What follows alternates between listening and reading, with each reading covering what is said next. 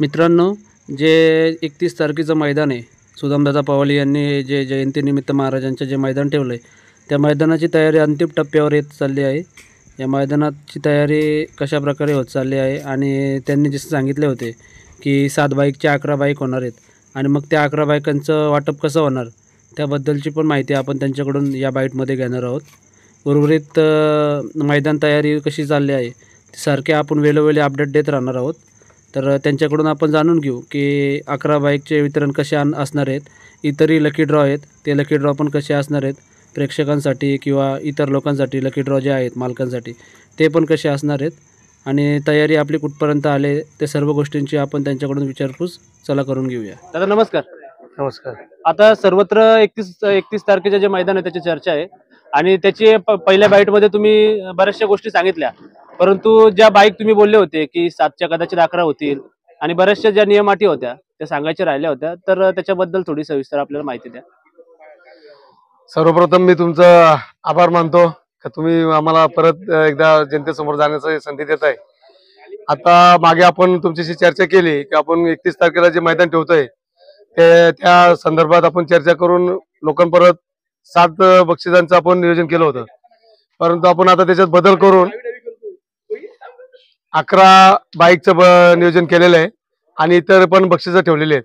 तर ते बाईक ज्या आहेत आणि इतर बक्षीस आहेत ते अशा पद्धतीने असणार आहेत का आपण नियम तयार म्हणजे एक नियोजन केलेलं आहे का सकाळी ज्या बैलगाड्या येतील 8 ते 9:30 या दरम्यान ज्या आपल्या राऊंडवरती ज्या बैलगाड्या येतील त्याची कमिटीकडे नोंद होईल का 9:30 वाजेपर्यंत एवढ्या गाड्या आलेल्या आहेत आणि त्यांच्यामध्ये एक ड्रॉ काढला जाईल. मग ते ज्या शर्ती हो नाही हो ज्या मैदानात आल्या असतील जोड्या त्यांची एक नोंद केली जाईल आणि त्यांच्यात एक ड्रॉ करून त्यांना एक बाईक दिली जाईल. त्याच्यानंतर 11च्या आतमध्ये जे ड्रायव्हर लोक येतील त्यांची पण नोंद केली जाईल आणि त्यांच्यामध्ये पण एक ड्रॉ केला जाईल आणि त्याच्यामध्ये पण आपण एक लकी ड्रॉ प्रमाणे एक बाईक दिली जाणार आहे. हे ड्रायव्हर लोकांसाठी झाली.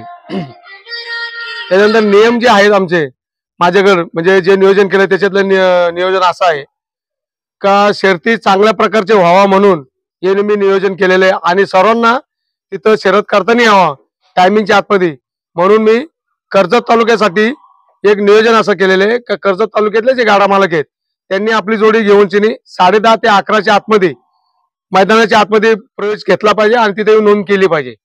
नोंद आमचीच माणसं करणार, त्याची एंट्री त्यांना एक नंबर देणार, एक नंबर त्यांच्याकडे एक नंबर राहणार, आमच्याकडे एक नंबर राहणार आणि ज्या गाड्या 11च्या आतमध्ये येतील त्यांचीच शर्यत होईल. बरोबर. 11च्या नंतर येणाऱ्या कर्जत तालुक्याच्या बैलगाडा मालकाची शर्यत होणार नाही, त्याची त्यांनी नोंद घ्यायची. आणि बाहेरच्या तालुक्याच्या म्हणजे कर्जत सोडून जे बाहेरच्या तालुक्याचे जे जोडे असतील त्यांनी 12च्या आतमध्ये यायचे. 12च्या आतमध्ये आलं तरच त्यांची शर्यत होणार आहे. त्यांची नोंद जर का कमिटीकडे असेल 12च्या आतमध्ये आम्ही ग्राउंडवरती आलोय तरच त्यांची नोंद होणार आहे. तुम्ही आता काही लोकांना विचार पडेल का तुम्ही कसं काय ठरवणार 12च्या आतमध्ये गाडी आली का नंतर आले, तर माझ्याकडे येणारे 3 ते 4 रूट आहेत. त्या रूटला प्रत्येक ठिकाणी माझी 4-4 माणसं बसणार आहे आणि आलेली गाडी चेक करणार. बैल आलेत त्याच्यात जर का बैल असतील ते बैल घेऊन आम्ही स्वतः पार्किंगला लावणार, त्यांना तिथंच नंबरची पावती देणार, त्यांना एक नंबर असणार त्याच नंबर आमच्याकडे काय असणार आहे. त्यामुळं कुठेही प्रॉब्लेम होणार नाही. आलेली गाडी 12च्या आतमध्ये बरोबर समजणार आहे. 12च्या नंतर किती मोठी गाडी आली तरी आम्ही त्याची नोंद घेणार नाही, म्हणजे त्याची शर्यतच होणार नाही. तिसरी गोष्ट म्हणजे अशी का जे वॉट्सअपला ज्या शर्ती ठरणार आहेत त्यांना माझी सर्वात महत्वाची विनंती अशी आहे का त्यांनी त्यांची जोडी 2च्या आतमध्ये खाली नेलीच पाहिजे. त्याच्यानंतर जर का 2च्या नंतर व्हॉट्सअपची शर्यत जाणार असेल तर त्याला एंट्री भेटणार नाही, याची काळजी प्रत्येकाने घ्यायची. हे मी का करतोय का आता ज्या शर्ती ज्या चालू आहेत त्या कमी कमी 2च्या नंतरच सुरू होतात. याच्यापूर्वी बंदीमध्ये शर्ती 7 वाजता सुरू व्हायच्या, 8ला शर्ती उचकून घरी जायचे, व्हॉट्सअपला यायचे मेसेज का शर्यत झाली. मग आता तुम्ही लेट का करता? आता तर तुम्हाला चांगले दिवस आलेत, चोरून लपून तुम्ही 8ला शर्ती करत होते. आता ओपन मैदान आहे, तुम्हाला परमिशन भेटते, चांगल्या जोड्या तुम्ही दिवसा उचका ना, रात्रीचे कशाला उचकायला जात आहे? तुमच्या ह्या चुकीमुळं तुम्ही रात्रीचे जेव्हा संध्याकाळी जोड्या उचकायला जाता तेव्हा एक एक जोडी 3-3 तास थांबली जाते. बरोबर. आणि मग त्यावेळेस सुरळीत शर्ती होत नाही, कुठेतरी जोडी बाजूला जाते, कुणाच्या तरी मार लागतो. ह्या टाळण्यासाठी हे मी नियोजन केलेले. म्हणून तुमच्या माध्यमातून मी सर्व गाडा मालकांना विनंती करेन हात जोडून विनंती करेन. मी एक काहीतरी चुकीचा नियम लावला असेल किंवा नियोजन केलं असेल तर ते तुम्ही मला माफ करा. पण माझं नियोजन असंच राहणार आहे. याच्यात बदल होणार नाही. 12च्या आतमध्ये बाहेर तालुक्याच्या जोड्या आल्याच पाहिजेत. त्याची नोंद असेल तरच त्याला शर्यत करता येईल. त्याच्यानंतर कर्जत तालुक्याची जोडी 11च्या आतमध्ये झाली पाहिजे तरच त्यांची नोंद होईल. आणि शर्ती फार फार तर 2 वाजेपर्यंत नोंदणी होईल. नाव नोंदणी नाव नोंदणी होईल. 2 त्याच्यानंतर होणार नाही.